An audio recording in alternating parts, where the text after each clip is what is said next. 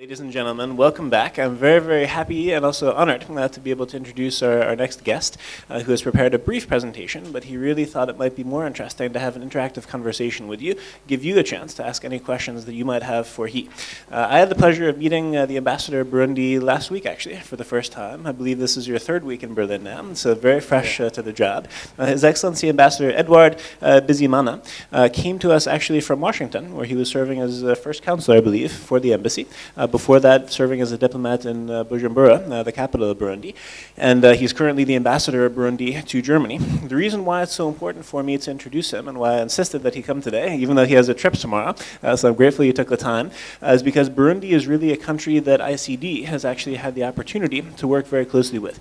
I was sharing with the young leaders earlier today the wonderful seminar that we did together with your foreign minister and the 10 ambassadors from around the world. And I think many of the things that we discussed in that seminar is actually relevant for this group.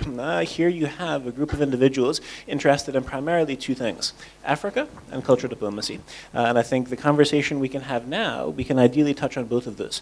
We were discussing this morning, is cultural diplomacy only for big countries? What about small countries? What about countries that don't necessarily have the budget of the United States or China, etc.? And I shared with them some of the things that we discussed. Actually, a country like Burundi, even though it doesn't have the same resources as maybe a Nigeria or a South Africa, can do quite a bit. And I think the embassy over the past few years has been a great example for that, as well as the partnership with ICD. I think together we've been able to do even more. And that was one of the things I recommended to the young leaders as well, through partnership. Sometimes also embassies and countries can do even more. So for many reasons, I'm really looking forward to this discussion with all of you. I'll have to excuse myself for a moment in the beginning because a member of parliament is actually just coming for a brief meeting. So I'm running between two things at once. But Norma has actually prepared a number of questions also, together with the interns. But really, this is your chance to ask anything you'd like to ask about Burundi, about also the role of culture in the relations between Burundi and Germany. So if you could please join me in a very, very warm welcome for His Excellency, the Ambassador of Burundi to Germany. Thank you.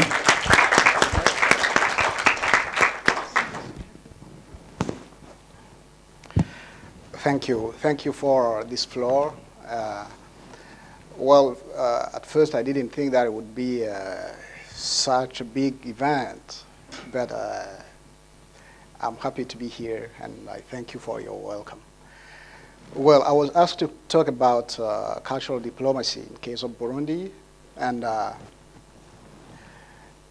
as I did international relations. Probably it was a good junction to this theme today, and I won't go deeper in the matter, but I will just say something, a few words on what I think of cultural diplomacy and how it can help foster stability and even human rights, as you wish. Well, I want to insist on one notion, the concept of otherness. The otherness. Seeing the other as not a source of problem, but as a source of enrichment. So what happened in Burundi, for example, that can also happen in some other countries.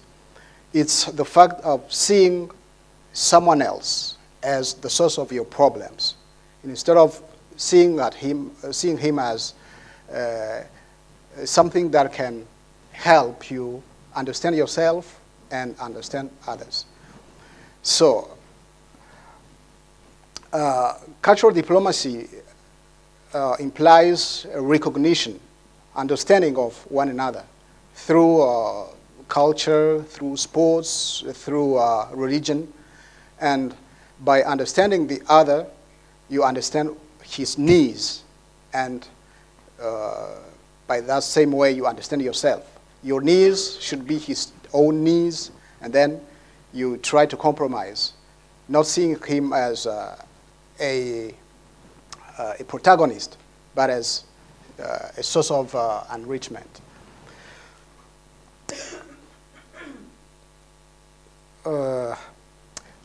In case of Burundi, for example, we had some people, what we call ambassadors of goodwill. They just come different backgrounds, from different backgrounds, sports, music. And I want to emphasize on the fact that music can be something that can link people, regardless their origin, their color, or their countries. The music has its own language. You don't need to speak German to understand, to say that, to appreciate music. If the music is good, it's good. You just appreciate it without knowing the language. And I was impressed by some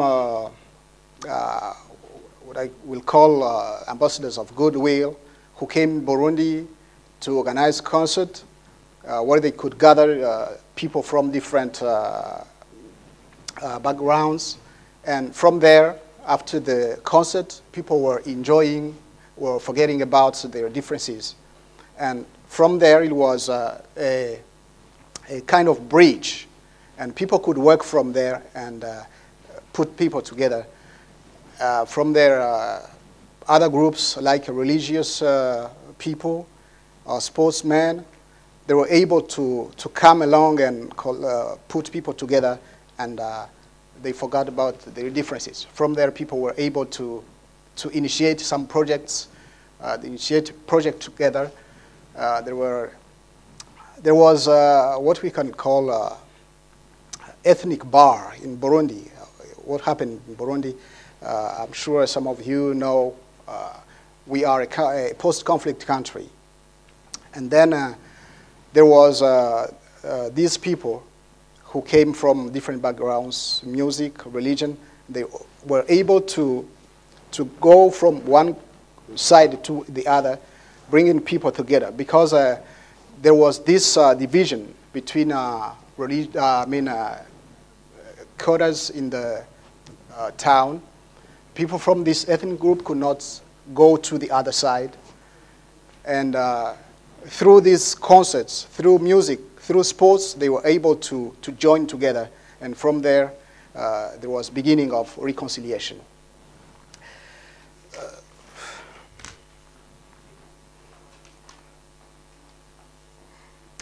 Another issue that I would like to raise is, if you look at the cultural background in Africa, there are some regions where you have a continuum of population speaking the same language, having the same, almost the same culture. And from there, I think it can be a good bridge to unite a whole country or a whole continent using the means of culture, using the shared values as religion or sports or everything. So I thought Burundi would be a good case study for this, for the implementation of cultural diplomacy, if you wish. So I just had that small words to say, those few words to say, and I think any comments or questions are welcome, and I hope I get the best from you. Don't expect much to me. I expect more from you. Thank you very much. Thank you very much. So, Your Excellency has given us a short presentation, and Burundi is, in fact, one of the countries that we usually do case studies on here at the ICD. Malawi is another one, and Namibia, we usually work closely, and Lesotho, we usually work closely with those 4 African nations. So, questions. The ambassador has asked for questions. Anybody from the audience would like to pose the first question? Thank you. Your name, and could you state where you come from? Thank you. My name is Daki. I come from Kenya and studying in Munich. And my question is about the Burundi embassy. What is it doing here in Germany for the country? As in, how is it representing the country, apart from the negative sides that the people know, poverty, war, and yeah, that's in the whole of Africa. That's what the media knows, and that's what the Western people know. So what are you doing about that, the positive sides? Very good question. Thank you. Your Excellency. Thank you. Thank you, sister. Jambo sana. Well, as ambassador, I'm new, but I know what people can expect of me. I'm here to represent the country, to represent East African community, as you know, to represent Africa. And my wish is to foster or to better the relation between Burundi and Germany, the relations between Germany and East African community. And what we do now is we have to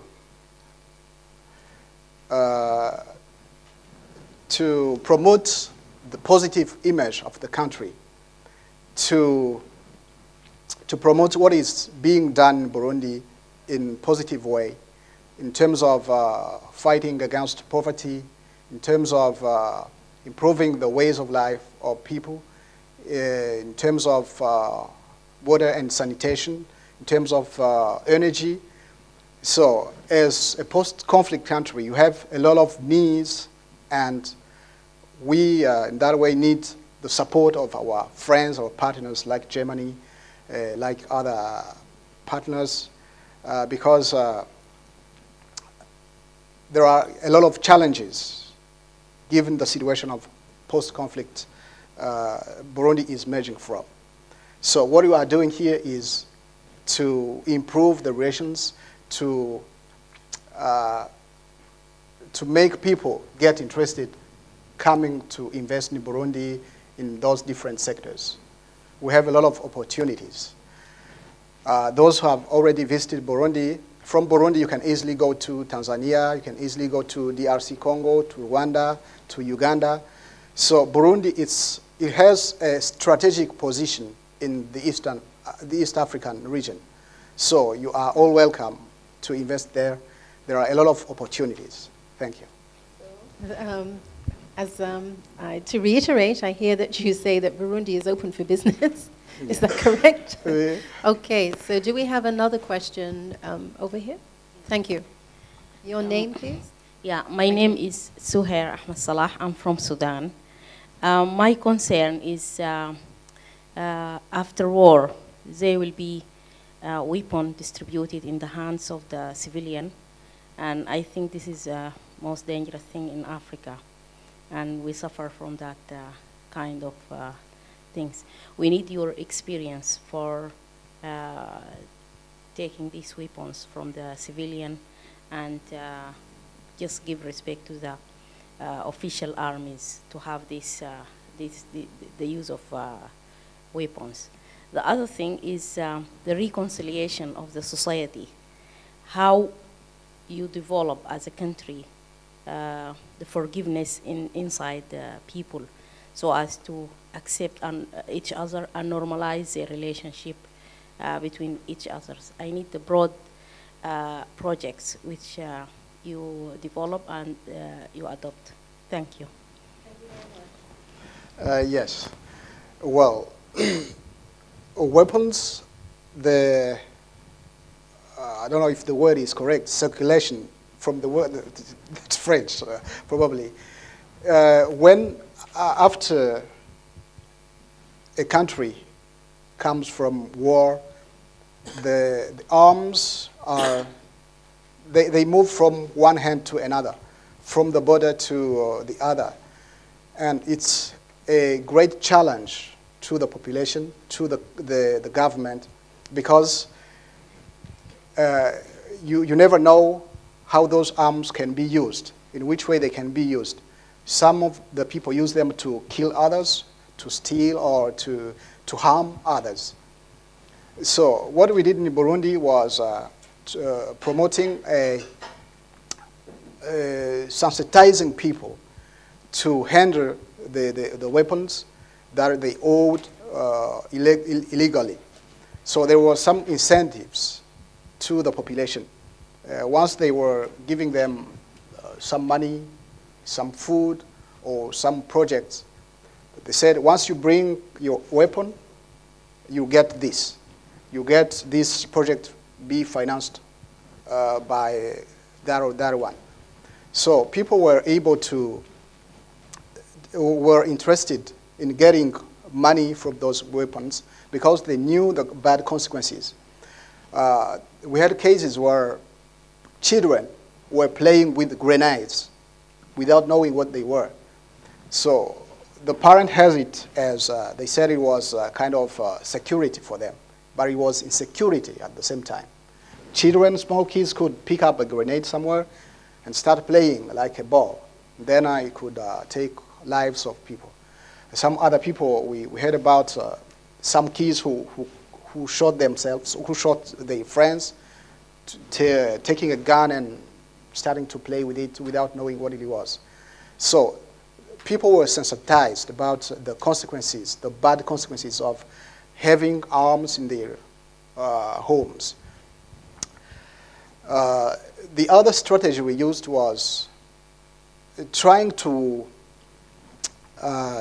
promote projects, development projects, because we knew that people held arms because they were poor, they need to use them illegally, but when they were told that they could beneficiate from projects by selling the arms, giving back the arms to the government in exchange of projects, they were convinced, and finally some of them handled back the weapons without any difficulties. Because what they were using the weapons to get money, to get food, and then once they were able to have other means to get money or to get a project that could help them earn money, they were eager to handle back the weapons.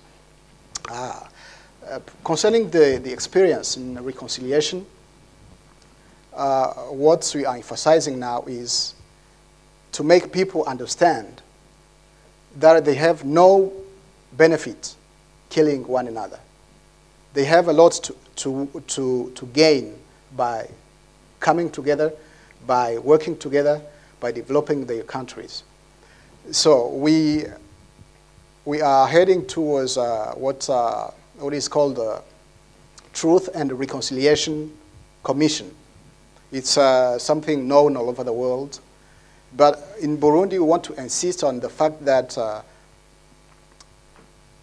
not to put forward sanctions, but the understanding of the nature of the conflict and the benefit we can get from putting aside the differences and working together to better the future of the nation.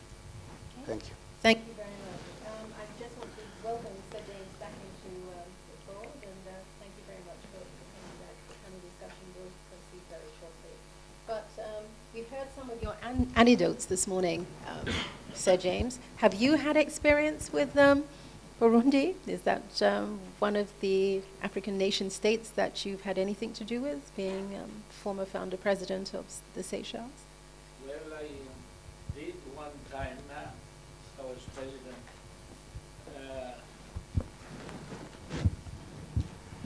Go and attend a meeting of the Franco-African Summit.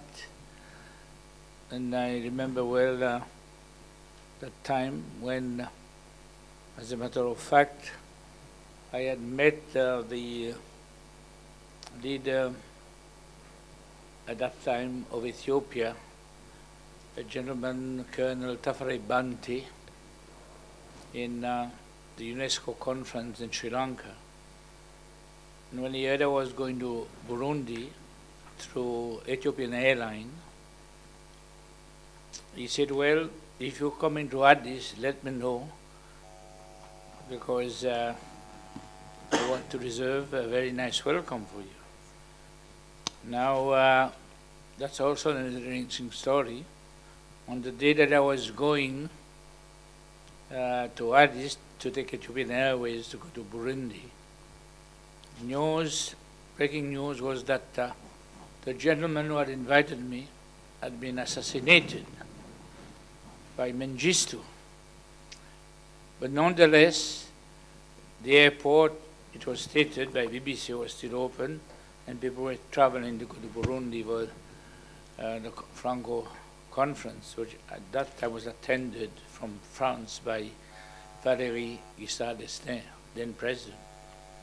So I decided where I'll go. And when I arrived in Addis, who was there to greet me was Mengistu in a red cap. The story is interesting because he took more over. I said, you know, we've been having a lot of development here, and I'm very busy, but happy to welcome you, and let me take you to the VIP lounge. And there in the VIP lounge, suddenly under the table in whisper basket, I thought I was staring at myself. So I picked up, and there was a photo of myself together with Tafrebanti. Apparently, Tafrebanti had put quite a few of these photos to welcome me, but after his assassination, they were very fast to take, and this was one of them remaining. But then, of course, I proceeded and went to Burundi and discovered what a beautiful country, and you know, really love this country. And I was very sad to see afterwards all this political development. And I must say that concerned with my own political development in our own country, I did not follow very closely what's been taking place. However, now perhaps the gentleman would be able to enlighten me, because COMESA has asked me to go to the Congo. There's some big problem with the Great Lakes there, and some sort of a meditation to see what can be done between Congo and Rwanda. And that's why I made it a point when I saw that His Excellency, the Ambassador of Burundi, was going to be coming here. I said, well, I should make a point, because maybe we can have 5 minutes together so that I can at least get a bit more background information of what is taking place there between Congo and Rwanda. I take it I'm correct that Rwanda is a neighboring nation with Burundi. That is so, huh? Thank you, Your Excellency. May we have 5 minutes later on before you go? Or maybe a quick answer now? Your Excellency, can I put you on the spot? I have one. Thank you. An efficient assistant. Well, I'm not better placed to talk about what is happening between Rwanda and DRC Congo, but all what I know is what everybody knows here, that there are problems between the two countries. So something must be done, because we need to live in harmony. Correct. Being in conflict and being countries, post-conflict countries, that situation will not help us. So I'm sure once you are there, you get enough information which will help you to advance the cause of peace. I wouldn't say more about that, because that's not my duty. I think that was a typical ambassadorial answer. So thank you very much. What our mission is to submit the report, because apparently what's happening a few weeks later, there's a summit, a meeting of the Minister of Foreign Affairs, either COMESA or African Union, Yeah. Which will be followed by a summit meeting. So it's some sort of a, you know, we don't want to publicize it too much because we don't really know, but I know there was some attempt recently which failed, and maybe by going there quietly we'll be able to see whether we cannot identify a point, because we sincerely share your view that all these nations are committed by history, geography, to meet side by side.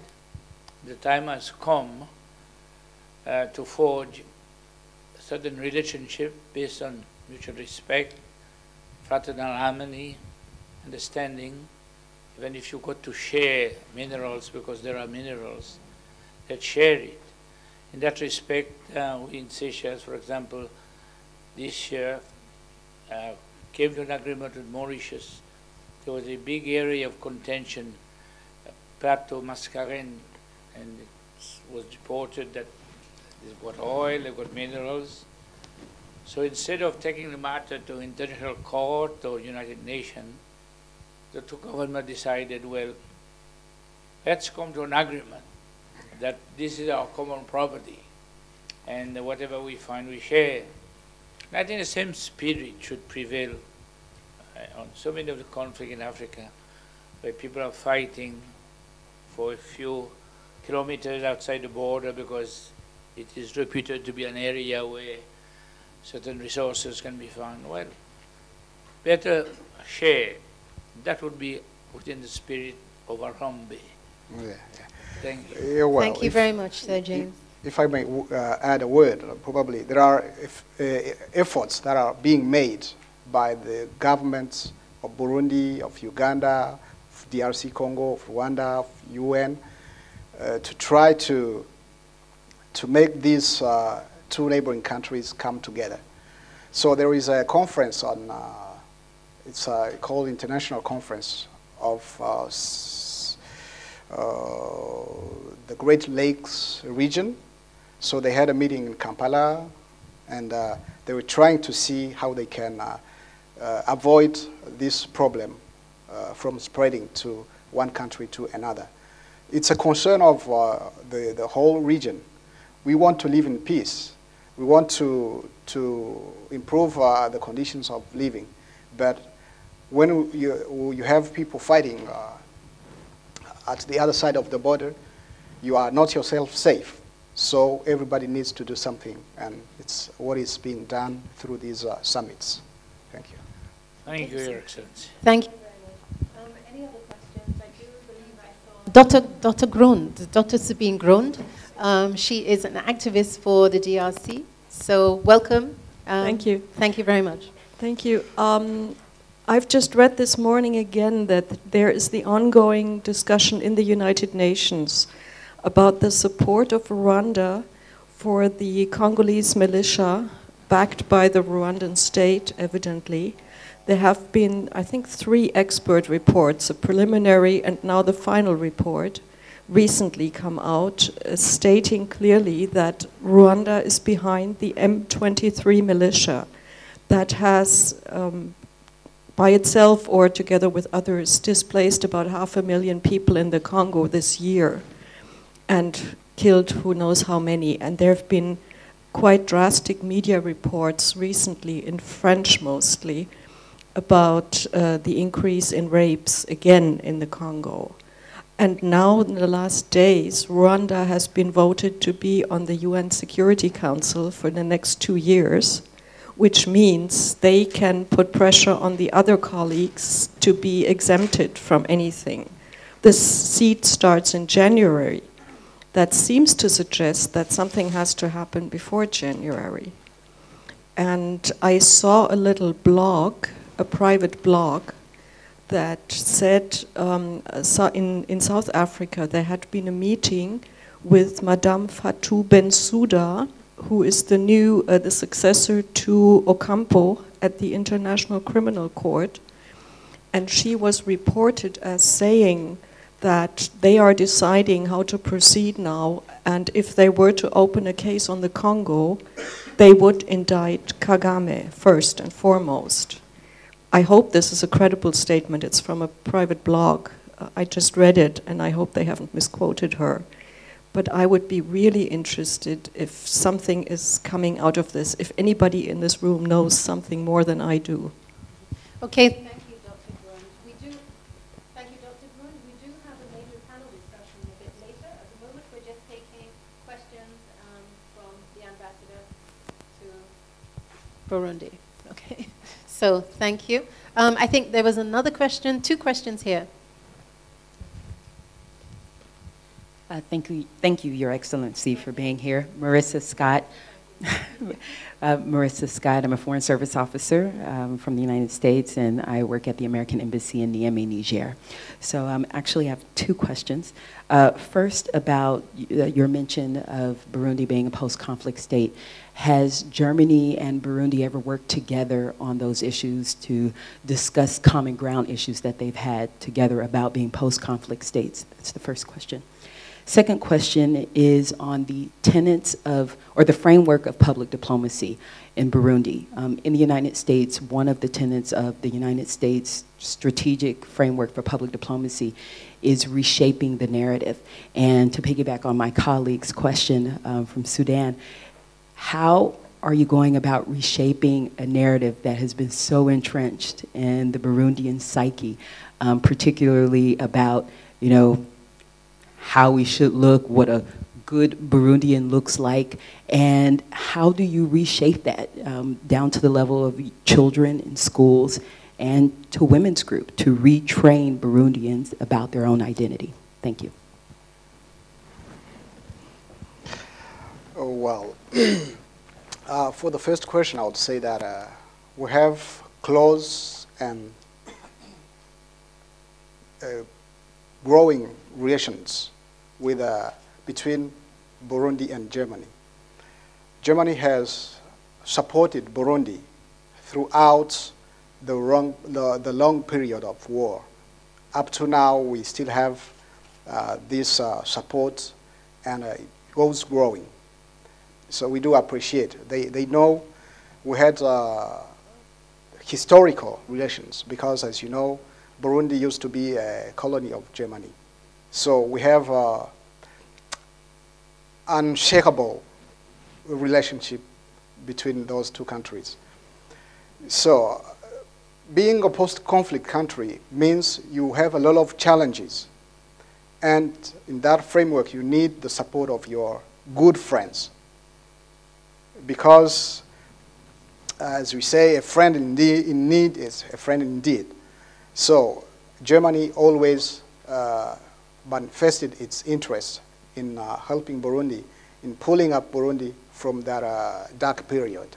And now we are happy to see that those relations are improving daily. And for the second question, there are a lot of things to be done, starting by the deconstruction of the cliché related to the war. I would say that, let me probably go back to this notion of soft power that can be compelled with, that complies immediately with cultural diplomacy. So we have special drums. Anyone who saw the drums of Burundi, they are special, they are unique. Any people who sees them, who sees people playing those instruments, is eager to go to Burundi to see what is really Burundi. They are interested to go back, to visit the country and see the origin.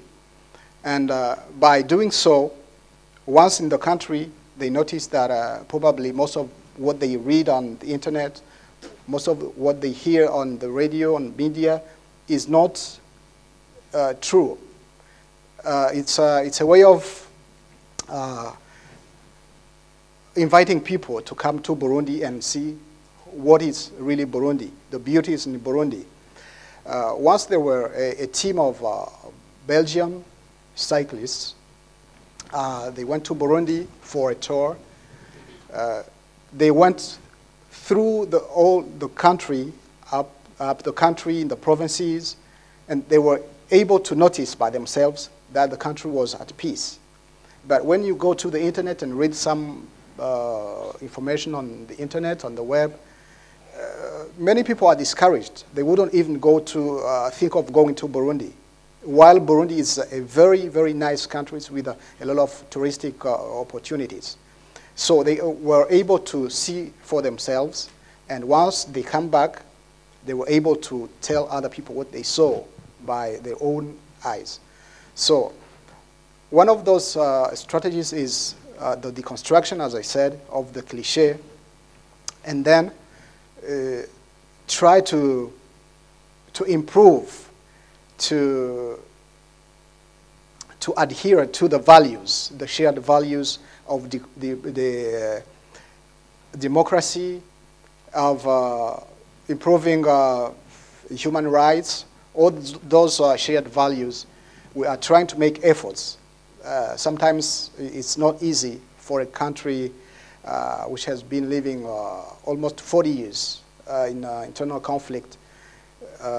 We are improving those standards so that people can be can have a new image, a positive image of Burundi. So there are a lot of things which are being done, but some of them are improving to be better than others. Thank you. So there was another question here. Thank you. Thank you. My name is Koen Welling. I'm a master's student here at the ICD. I've a short question. Do you have other specific examples of cultural diplomacy in your country? You named the drums, or which is a performance of culture, could be a performance of cultural diplomacy.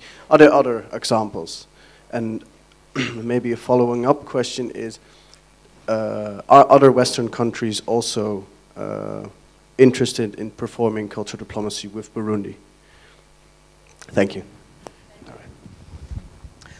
Oh, well, I talk of drums, but I can talk of religion.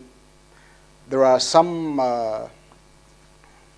crusades, as we say, people organizing concerts, inviting the other groups from different countries to come and join them in Burundi in order to promote peace, in order to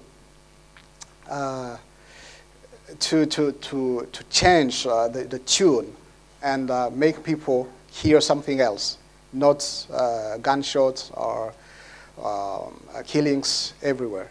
So there is this use of religion meetings, people coming from different countries, some stars coming from abroad to come and perform in Burundi, and especially with an emphasis on interesting the youth to come and join and forget about the past and think of their future. Well, probably I'm not being very specific, but that's what I can say on that question. So in terms of any other Western countries forging and promoting ties with Burundi, are there any other Western countries apart from Germany that support Burundi? Sure. We have a lot of partners in the world. In our vision, we wanted to have ties with all the countries in the world. But as you know, means are not always available. But what we do is to try to make people get interested in Burundi. Where you have an embassy, the role it plays is that one of making people get interested in Burundi. For example, here I also represent Burundi in Czech Republic, in Austria, in Holy See, and we were not able to put embassies in each and in every country. But what we do is to try to use the available means to get the most. So we have a lot of friends, countries. Now I think we have 27 embassies in the world, and I think more than 20 consulates. So we are trying to do what we can with our small means. Yeah. Thank you. Sorry? May I be reminded that you are predominantly a Christian nation and split between Catholic and Protestant? Do you have the German influence of Protestantism there or no? No, well, we are 90% are Catholic, belief, and the rest is Protestants. So OLC must have quite an important role to play in terms of your own accreditation. Well, yeah, but as you know, Burundi, with the Holy See, they have a strong relationship, and the church played a very important role in the reconciliation of the Burundi people. So they also intervene in terms of development, education, because we have schools sponsored by the Catholic Church. So it's a very important partner, and we are looking forward to strengthening the relations between our country and the Holy See. You don't have a cardinal from Burundi. You've got an archbishop. No cardinal. But there is a cardinal from the African region, elevated last year or the year before, no? What I think we have from Nigeria. Yeah, and DRC, and I think in Cameroon too we have a cardinal. Yeah. So, Dr. Grund, I'm going to take your question later. Could you hold it for the main panel discussion? I would be grateful. Thank you. A question here, and then one here. Thank you. I'm from the Netherlands, and I did my my bachelor in journalism and my master in political science, and therefore I have a question regarding the role of the media, because I'm interested in what role do you see for the Western or maybe Burundian media in tackling the cliché image of Burundi as an African or South African, African country, as a African country.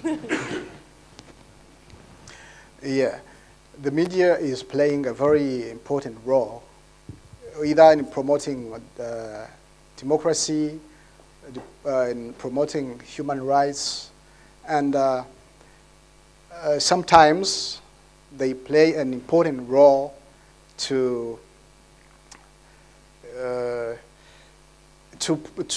prevent abuses. Sometimes when someone is there and doing his own business without any eye from outside or without anything being talked about it, he may think that he's right. But sometimes when there is someone saying, this is enough, you should probably change or behave the other way, it's very important. And in Burundi, what I can say, we have a lot of media, and I think it's an example of free speech. You will hear people talking of everything, insulting the government, saying everything they want. We have a lot of private radios, private TVs, and private newspapers. And at this level, it's well, I can say that it's a good example. Of course, everything is not going smoothly. Sometimes there may be some clashes, but in general, the media is doing a great job in Burundi, and they have free speech. Thank you. So that answered your question.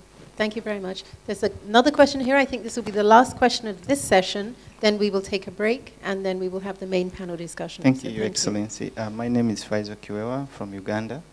And I had the privilege to work with the Burundian government in some of the activities I do, which I to perform.